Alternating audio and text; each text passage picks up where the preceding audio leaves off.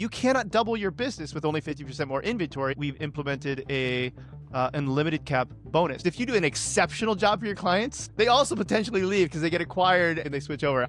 So, Will, financial crisis hits 2008. You're working as a nurse, and you had this aha moment that your nursing career wasn't as stable as you thought. You got laid off. And so you figured, hey, I have to market myself. Did a complete 180, and you started studying marketing in school. Your friends, people start coming to you for help, and that slowly accidentally turns into this marketing agency where you help e-commerce businesses get acquired. Now, today, you've helped 13 companies get sold, the biggest one selling for $800 million, and you just had the president of Shopify on your podcast as a guest. That's a crazy. So, Will, tell me about the time you started accidentally growing your marketing agency. Like, at what point did you say, hey, I can't put this together with duct tape anymore. I need to put systems in place. This is a real business. You have done your research. I'm surprised you didn't start naming my birthplace here too. I mean, like you got all the way back there. Yeah, I did. So, the moment, I guess, when I've got the agency going, and it's accidental, right? Like the thing that you said is, I started writing about what I was doing on Entrepreneur and Fast Company. I had helped a SaaS company grow 270% in the first 7 months, helped an e-commerce company go from, I think, like 3,000 SKUs to 70,000 SKUs. Like, we were growing, and I was doing things, and I was writing about it, and people were like, hey, can you help me grow my business? And I was like, sure, I like to help people. And so that's how the agency started, more of a consultancy. It was me just helping people grow their business. And I'd bring in freelancers and contractors that I knew that were just excellent at whatever they did, whether it was, Google ads or Facebook ads or things like that. And I've got this business up to, I want to say it was around 7 figures at the time. And I was meeting with one of my business mentors, Dave Mortensen. He's the founder of Anytime Fitness, if you're familiar with the gym franchise. And I remember just, I'm always I was coming up with all these ideas. I have like a lot of inventions and things that I've made and some provisional patents, and I would bring them to him. And I'm like, what do you think about this idea? And and he'd get a kick out of it. He was like, you have a business right here in front of you that's actually generating money. What if you actually just focused on that and made that the thing that you're going to like spend your time figuring out how to like be better at that? And I was like, okay, yeah, that's a good idea. Like, this thing is right here, it's right in front of me. So I'd say like that was the first aha moment, was it's here, it's actually generating an income, and maybe that's the thing that I can help optimize. And did that lead you to, I heard before we were recording, you talked a bit about structuring EOS and that kind of stuff. Was that the first time you started to pull things together? Was it EOS, or did you try other systems before that? Didn't try other systems. So, at first it was me and some contractors, and it was me usually working at a coffee shop at, Caribou or something. And I've got my Crisp.ai back then because we didn't have any other good way to like block out all of the sounds. And so I'm just sitting here on my laptop, contractors all over the place. And that's how we're running things. And then it would have been 2020, March, I believe it was March 7th, 2020. It had gotten to the point where I'm like, I'm overwhelmed. I'm working way too much. I actually wrote an article on Fast Company about how to work 100 hours a week and not die. And it wasn't like it wasn't a joke. I was actually logging more than that. I've actually logged more than that, even, in hourly roles as well. So I'm working a lot.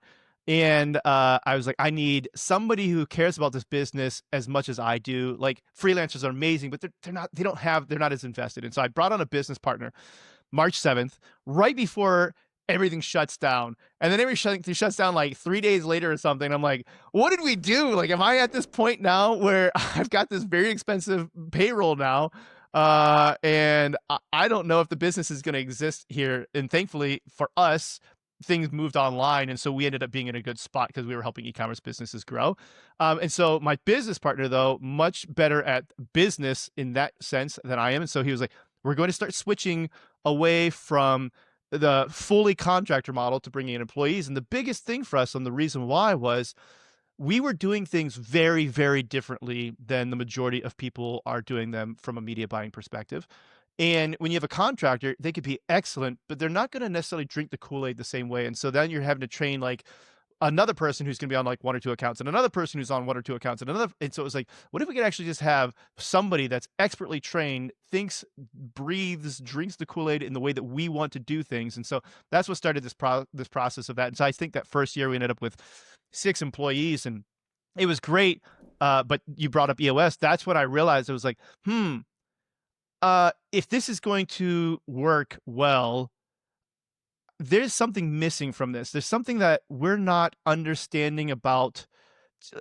With contractors, it was very much like, here's the task, do the task. They're excited about it, and they're like, great, pay me the money, and like that's fine. But employees, it's a different relationship. It's more of a, it feels more like a teamwork. And in order for there to be there needs to be something more like this vision. Where are we going? Otherwise, they can get restless. We all do, right? Like as humans, it's like, if I don't know what the purpose is, I'm going to get restless. And this is why I started talking to another business mentor, Shane Erickson, who was like, you need to implement EOS. And so we did. We brought on EOS, and absolute game changer. I remember reading the book and being like, yes, yeah, that's exactly how yeah, this is exactly why I feel. And I was like, okay, this is what we need to do. That's awesome. And so like, what was the difference in terms of, so freelancers, they're so focused on task. Employees, it's task plus what? Like what's the extra oomph that you got from an employee? Yeah, relationship. There's a quote by Josh McDowell that I really like, where he says, rules without relationship leads to rebellion. The contractor, they're a hired gun. They know that they're coming in. They're like, hey, I'm here for this job. Let's just do it. The employee is there for more of a relationship. That's how I feel, at least. And I'd say that when you talk to a lot of employees, they would probably feel that way as well.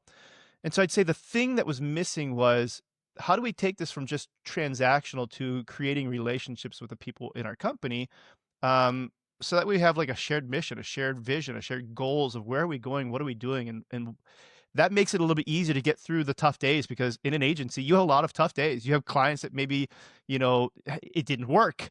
And you're like, well, this stinks. The client's mad, and rightfully so, because we tried something that didn't work, or, whatever. The client just had a bad day, and you're like, look, you're up 400%. I don't know what you're complaining about, but they're still having a bad day. And so there are times where that lack of relationship started to become apparent. Even though we were nice, like we got along all really well as employees, I was still in like this very much mindset of just like, here's the thing, it's in Asana, I don't know, like get it done kind of thing. Yeah. And so, okay, so that shift must have actually been hard, because now you have contractors who were just doing things before, right? And then you add on employees. With employees, now you have mission, vision, goals, all things you didn't have before with a contractor. What was that shift like? Like you now had to worry about culture that I imagine it sounds like you didn't have to worry about in the past. Right. Didn't have to worry about that, right? This is probably the thing that I've become the most passionate about as we've grown the agency. And I think we're at like 23 employees now. And so we've been growing pretty steadily. I started to think about it from like a human psychology perspective, which is, what do humans need and want just in general? Like ignore work for a moment. A couple of key things that they want is they want autonomy, and they want some control over their destiny. And so from our perspective, if I can provide that in some context, and they want community as well, right? And so like, let's just say 3 things.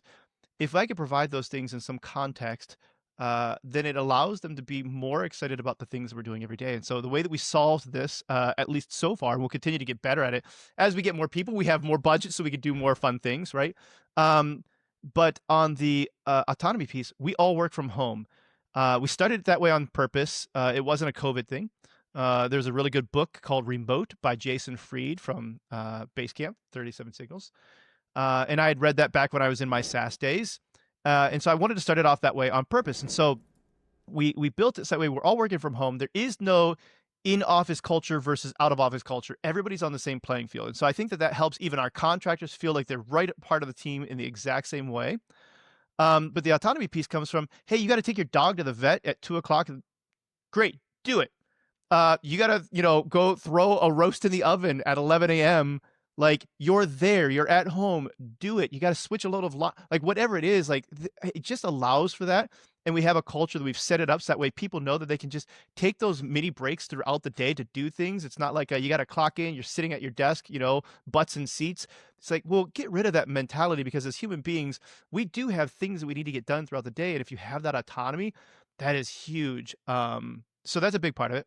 And then solving the control over your destiny, we've implemented a unlimited cap bonus. And so there is no cap to the bonus at all.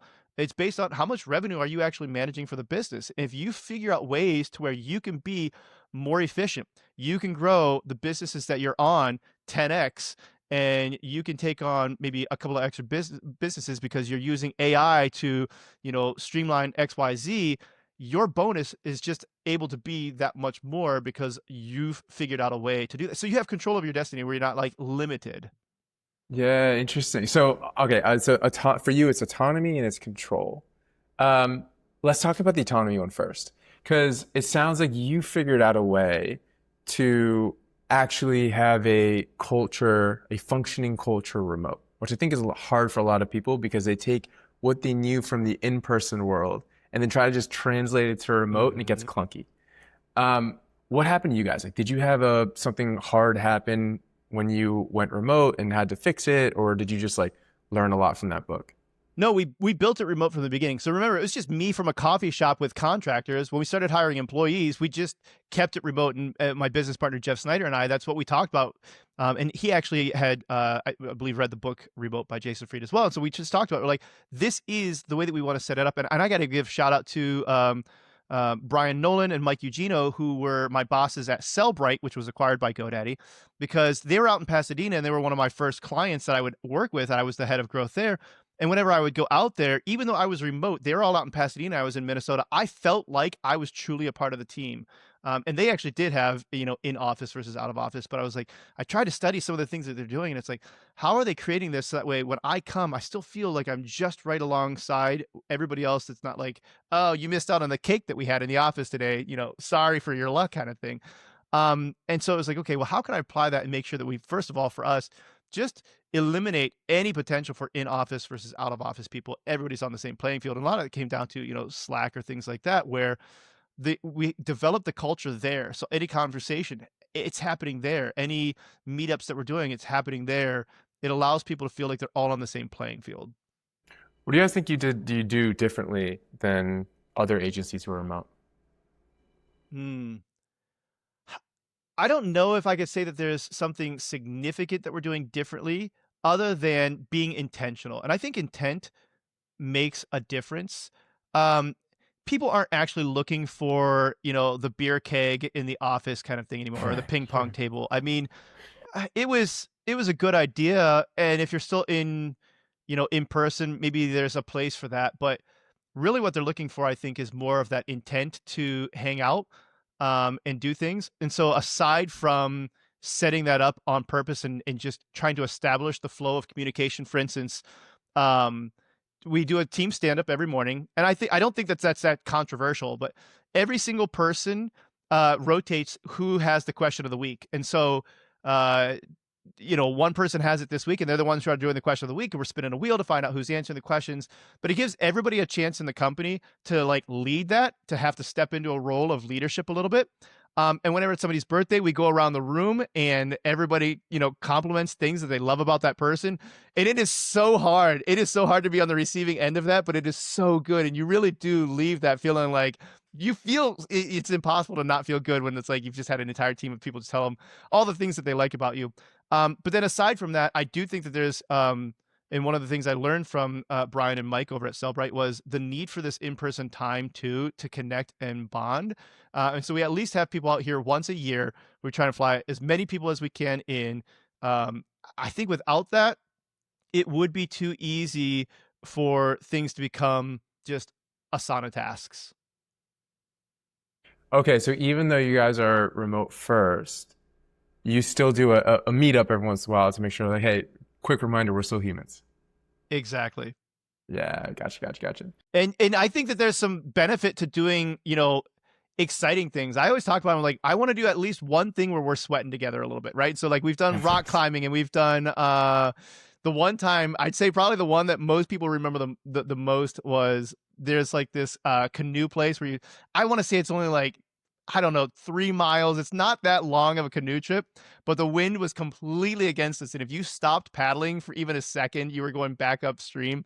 And so it was brutal. We all got done with this trip and we're just exhausted, but everybody talks about it. And I think that there's something about like this shared bond going through, like some small micro adversity together where you have to like rise above the challenge. You're sweating together. Like, I think there's just something about that I think helps to create a bond that is important. So when you do go back and you're like, I got another task, it's been a busy day, but man, this is Abby, this is Michael, this is Haley, whoever it is. And you're just like, I'll do it for them. I remember when we were struggling together. This is a good person. I want to help them out today. That's awesome. And you think it like that connection maybe only takes one connection a year at I would minimum? love to do it. I would love to do it more. I think one connection a year is the minimum. Yeah. Yeah, yeah. And that's not a lot. It's not. Aside from that, like I said, like the daily team stand-ups, like they're really interesting, fun questions where you're getting to know somebody. And I think all of those little pieces help. Um, we also have what we call peer points. So everybody on the team has $250 a year that they can send to their friends for whatever reason. You're like, hey, you crushed it on that call today. I just sent you, a coffee, or, today was a really bad day. I know that you had a rough day, and like, I'm just going to send you like this stuffed animal or whatever that might be. But it's like everybody has that. So that way it's like those little micro moments of creating those connections with people along the way too. That's so cool. And so they get to send anything they want from Amazon or whatever for peer points. That's cool. Um, and so you guys also have, so you have a pretty unique, I do think you guys are pretty unique in terms of your remote, just because of how much design you put into it, where I think others just kind of create a remote environment and just like pray for the best. Sure. But you also have a unique business model. Mm-hmm.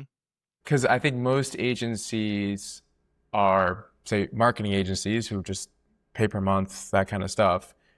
For you, you're trying to help people exit as a marketing agency. Like those seem like two completely different businesses. Like how, like marry that? How'd you come up with that? Yeah. So one of the downsides to that, is if you don't do a good job for your clients leave, right? Like that's normal, understood churn.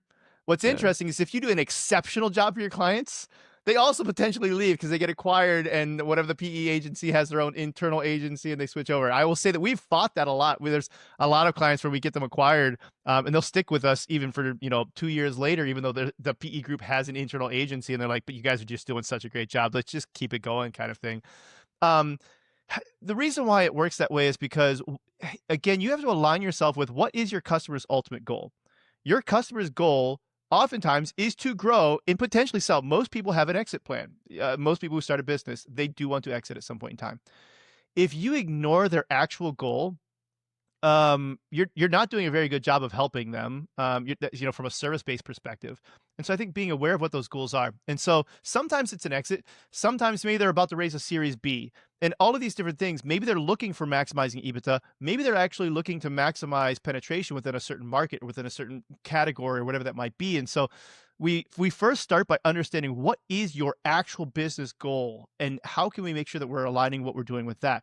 If you have a goal of exiting, then we understand the narrative, because we've done a lot of this. We understand the narrative and how these different things look along the way for the next 1, 2, 3 years that we're working with you. And so we can help to guide you to making decisions that put you in a better position for getting better multiples or things like that. All the way down to, we work with the PE groups and help them understand, either the buy side or the sell side analytics of like, how do we actually evaluate this business? Are there any other red flags? And so we've done this enough to understand, what are they looking for? How did you figure that out? Like, how did you, because those seem like two different businesses that you've married together in such a clean way. Like, how did you get there? That's a good question. I haven't thought about that before because it just felt like a natural extension of what we were doing. Um, I would say if I'm going to take that, it would go back to the beginning of starting the agency. I never worked at an agency before starting the agency. I started the agency because I was frustrated with other agencies. To me, I would say not understanding business. And I think when some people would say that, they're like, "Oh, they don't understand my niche." And it was like, "No, no, no. Don't understand business. You don't understand the P&L. You don't understand that the fact that you just got a higher ROAS, a higher return on ad spend, but my P&L is worse because you did it by giving out a discount, right?" And so it's like, great, you're patting yourselves on the back because of the higher ROAS, but when I'm talking to the CFO is not excited about this. And so for me, it starts with going back to understanding better business mechanics and understanding the P&L. And so everybody on our company is trained on understanding how these things, like the tactics that we're doing, are they actually impacting their bottom line or just their top line? And so we don't look at ROAS as much. We still understand what it means, but we're looking at EBITDA. And so I would say because of that, we've attracted a lot of businesses that are trying to grow in that capacity. And so a lot of this was just happenstance. We find out that they are looking at getting their business acquired. And so we talked to them. We're like, okay, well, here's what we can do because we understand what we're looking at. How can we make sure that you're going to get the best multiple that you can? It started off maybe more like that. And then it turned into, I mentioned Shane Erickson. Shane Erickson runs a really great PE group called Traction Capital. And one of my business mentors, and he's, always talking about what I'm doing and seeing. He was like, well, I've got a couple of businesses that I happen to know are maybe in my EO group or things like that, that he's like, they're looking at it. Can you take a look at what they're doing and see if you can help them get better multiples? And the one company had a massive YouTube channel. I don't remember how big it was, but let's say like 2 million, YouTube subscribers. And the broker wasn't really factoring that in to the multiple. And so we were like, wait a minute, what if we strip away the rest of the business? If all you had was the YouTube channel, how much is that YouTube channel itself worth outside of this, right? And so helping to work through that so they get better multiples, things like that. And so I think that it kind of started off as like accidental, and then we were asked, and then when we were asked, we're like, oh, this is something that they find very valuable. There's actually a way for us to do this more with more businesses. Interesting. And so what does your go-to-market look like? Because I imagine most agencies listening to this say, hey, you need help with Facebook ads? I'll help you with Facebook ads. You need help with Google ads? I'll help you with Google ads, right? You have a position where you say, do you need help with ads, marketing, etc.? And are you interested in an exit, right? Is that how it works? Like, what's your messaging? Yeah. I'm going to pull something up here real quick. Yeah. That I think will help. Yeah. So I think the biggest part of this is our go-to-market is still basically, how do we help you grow your business? But we talk about how do we grow your business intelligently. And so when you land on our website, it literally just says, we've helped 13 of our clients get acquired. We're not media buyers. We're business strategists optimizing e-commerce advertising campaigns around EBITDA. If you are remotely thinking about that, I don't have to tell you that, we help with that. You're looking at this and you're saying, okay, they understand that that's our ultimate goal.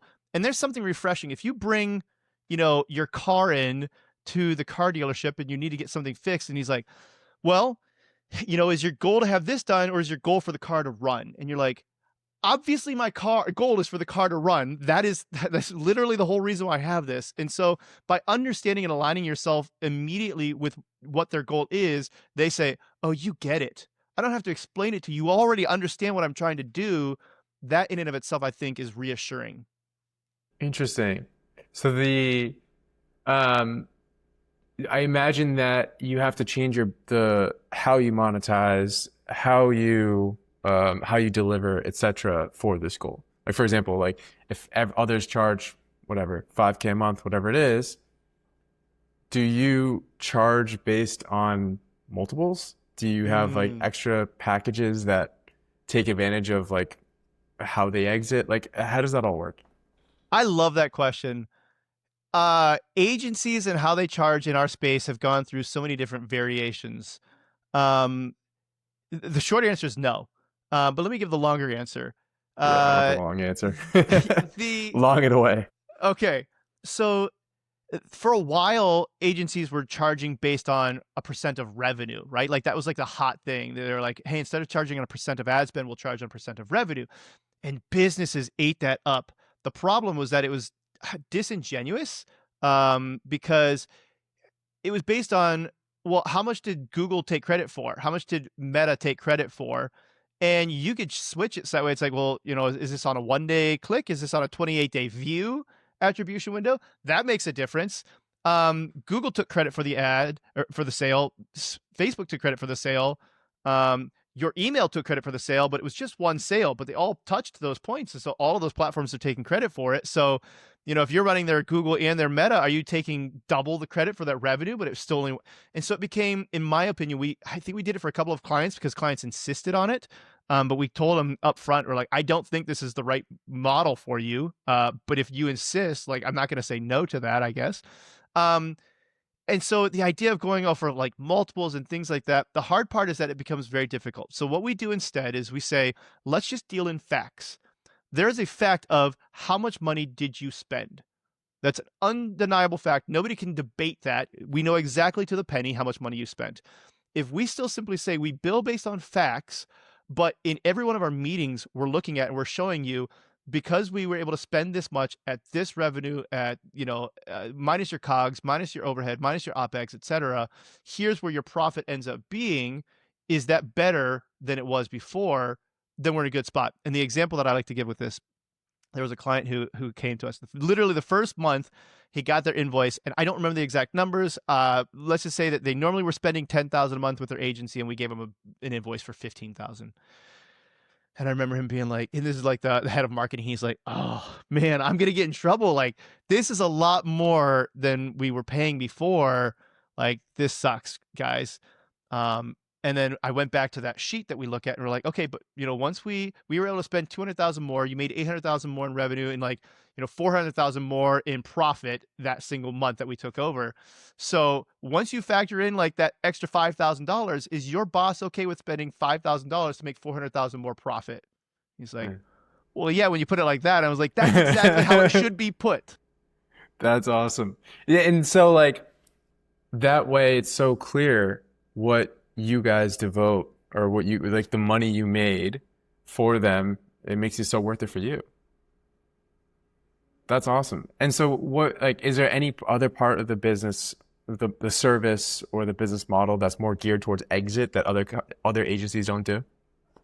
I don't know if it's more geared towards that other than just having a good understanding and making sure that that's how we're aligning things. So that way, when you get there, we've been telling that story all along. Got it.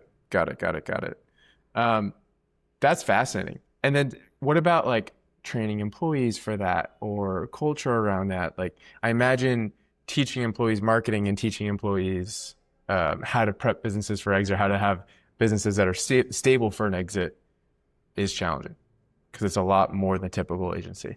I mean, I don't know if it's challenging. It is interesting though. We hire some absolute rock stars, and it is a question that I ask in almost every interview. And maybe somebody's going to watch this and they're going to wow me now one of these times, that nobody ever gets before they come from us. Even though they come from amazing agencies who are doing fantastic work, I will always ask a question along the lines of something that hints at like, I'm looking for them to get into this EBITDA piece. I'm looking for them to get into like the profitability versus just this top line stuff. But once they get it, once they're here and we teach them, we show them what these P&Ls look like, we show them the profit calculator that we've built out, we show them how these pieces fit together, it's like a light bulb goes off and they go, wow, these are smart people. They're brilliant people, right? And so as soon as they understand this, I think that they get it. And then they almost can't see it any other way. And what does profit mean to you guys? Like, and what I mean by that is like, there's in an e-commerce business, there's a lot of expenses that you can't control. So like supply chain type of stuff. Mm-hmm. Do you factor that in, or is profit to you only marketing related spend? No, when we talk profit, the thing that we're looking at is EBITDA, like true, let's just say, as close to a profit number as you can get to within reason.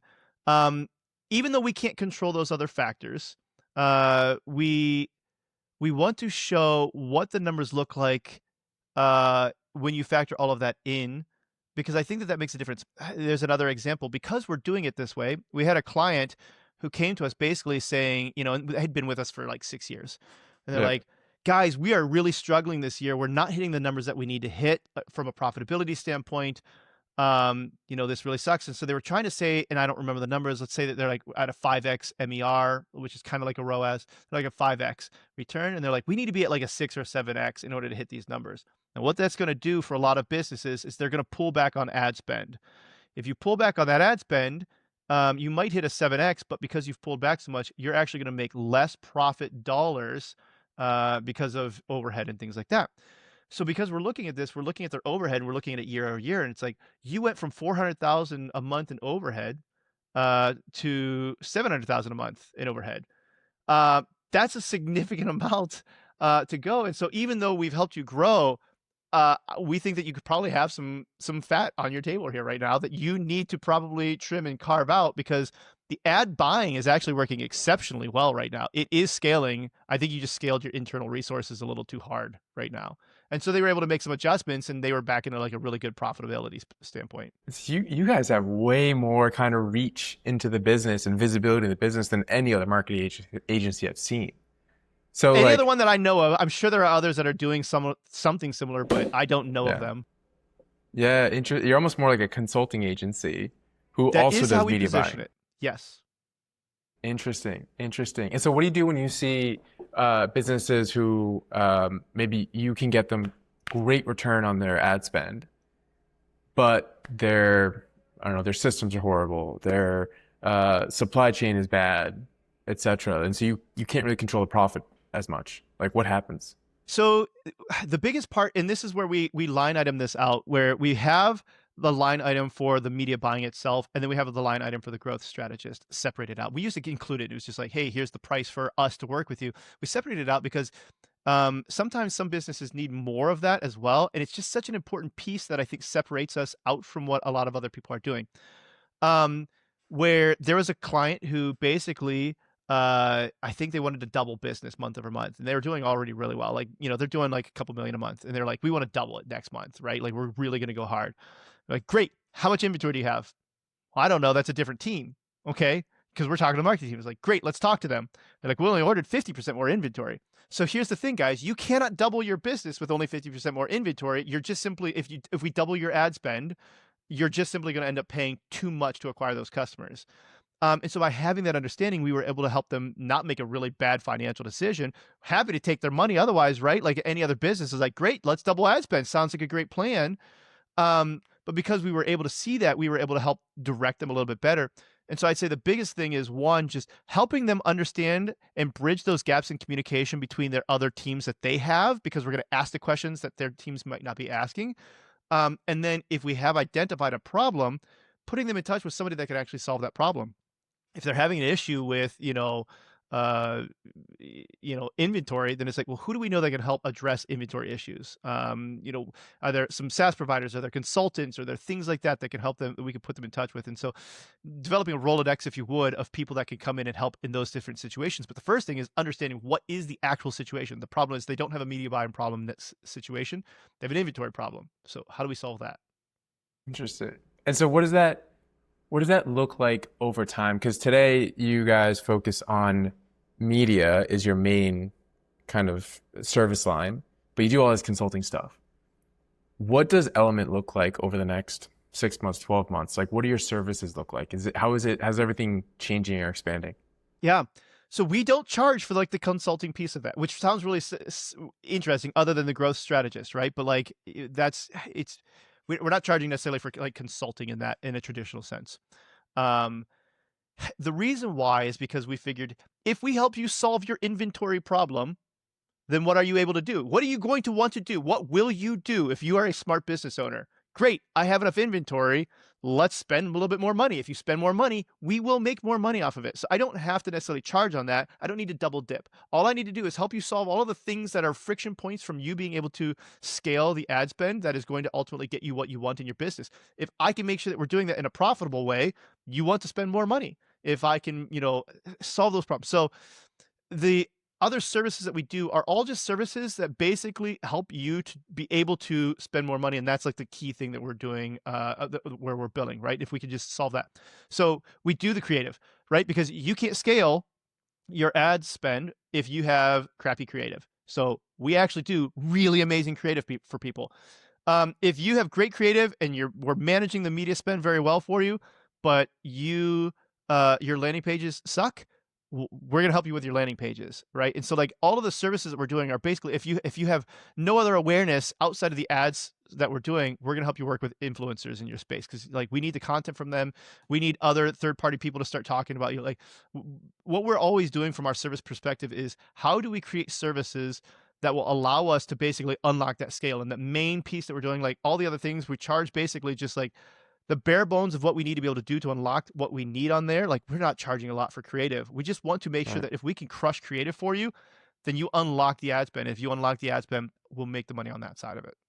And what else? Because if you have creative, landing pages, growth strategy, what does growth strategy mean to you? Like what's included in growth strategy? Yeah, growth strategy is that person who's looking at your entire business. They're looking at your P&L, they're looking at the media mix, they're looking at the things outside of what we're doing. They're the ones that are asking those questions about inventory. The growth strategist is supposed to be basically your strategist of how do you grow your business, and they're going to get as nitty-gritty and in weeds as they possibly can on all these other pieces to understand how that's all fitting together so that we ultimately can unlock the ad spend, which is our main driver for how we're going to grow your business. There are plenty of other ways to grow your business, but if you talk to most e-commerce businesses, a significant chunk of their growth is going to come from the advertising.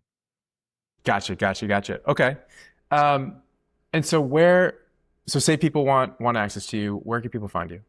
Yeah, main thing is just on the website, elumynt.com, which is spelled ELUMYNT.com. There is a form there. That form does go to me, goes to Jeff, goes to a few other people, but yeah, you fill out the form and you'll get in touch with me. I don't pass out my email address on here because I already get enough emails as it is, Hide and I it. want to make sure that I maintain that for the people who actually have access, so that way I can make sure I'm doing good work for them. That's awesome. That's awesome. Well, super fun. Appreciate you coming on. Yeah, Brian, it's been great, and I live my life a quarter mile at a time, Brian. I don't know if you feel the same way. it, Absolutely. I'm all the time. I'm fully. I have a recruiting company. We fully travel through Latin America finding folks, I and love it. so I'm working from Latin America. That's awesome. Cool. Well, thanks for coming on, man. We'll chat soon. Thanks, Brian.